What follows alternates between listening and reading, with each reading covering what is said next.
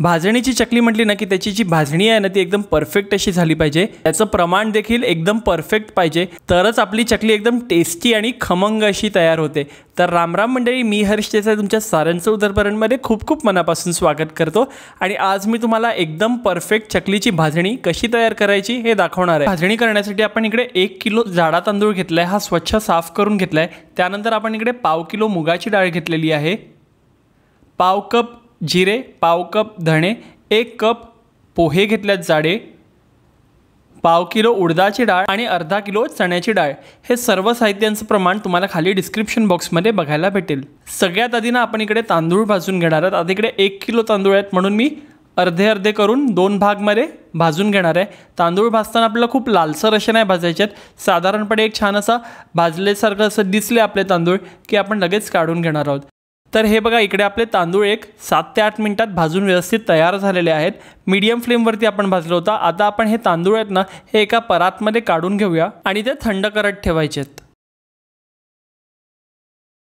आपले तांदूळ भाजून झालेत। आता यात आपण चण्याची डाळ भाजून घेऊया। चण्याची डाळ भाजताना आपण ती छान अशी तांबूस कलर येईपर्यंत व्यवस्थित भाजून घ्यायचं आहे, जेणेकरून आपली चकलीला छान असा खमंगपणा येतो आणि कुठेही चण्याच्या डाळीचा कच्चा फ्लेवर येत नाही।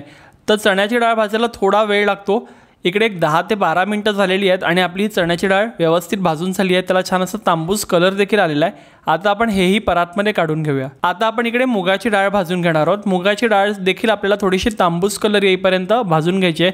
साधारणपणे एक छान असा सुवास येतो की आपल्याला समजते आपली डाळ भाजून झाली आहे।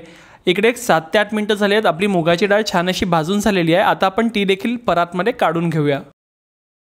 आता आपण यात उडदाची डाळ छान अशी व्यवस्थित भाजून घेणार आहेत। उडदाच्या डाळीचा छान असा सुवास येईपर्यंत आणि थोडासा कलर बदलेपर्यंत, साधारणपणे तांबूस कलर येईवर आपण ही डाळ व्यवस्थित भाजून घ्यायची आहे। इकडे 7 ते 8 मिनिटं झाली आहेत, आपली डाळ व्यवस्थित भाजून झाली आहे। आता ही डाळ सुद्धा आपण परातमध्ये थंड करण्यासाठी म्हणून काढून घेऊया। आता आपण इकडे जिरं भाजणार आहोत। तर जिरं हे लगेच भाजलं जाते, गॅसची फ्लेम अजिबात फास्ट नाही ठेवायची, नाही तर जिरं करपून जाईल। जिऱ्याचा छान असा सुवास येतोय आणि एक 3 ते 4 मिनिटात हे भाजून तयार झालेलं आहे। आता हे देखील आपण परातमध्ये थंड होण्यासाठी म्हणून काढून घेऊया। आता आपण इकडे धणे भाजून घेणार आहेत।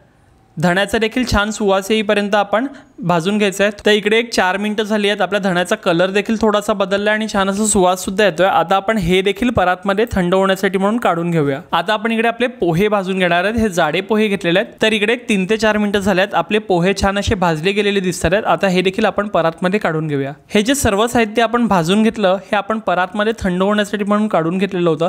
आता ते व्यवस्थित मिक्स करून आपण गिरणीमध्ये छान असं बारीक पीठ दळून आणायचं आहे आणि हे पीठ तुम्ही एअरटाईट कंटेनरमध्ये वर्षभर देखील स्टोर करू शकतात। तुम्हाला आजचा चकलीच्या भाजणीचा व्हिडिओ कसा वाटला आहे खाली कॉमेंट बॉक्समध्ये मला जरूर कळवा आणि अशाच काही छान छान रेसिपीजसाठी उदरभरणला जरूर सबस्क्राईब करा। त्याचबरोबर हा रेसिपी व्हिडिओ तुम्ही तुमच्या फ्रेंड्स अँड फॅमिली बरोबर नक्की शेअर करा।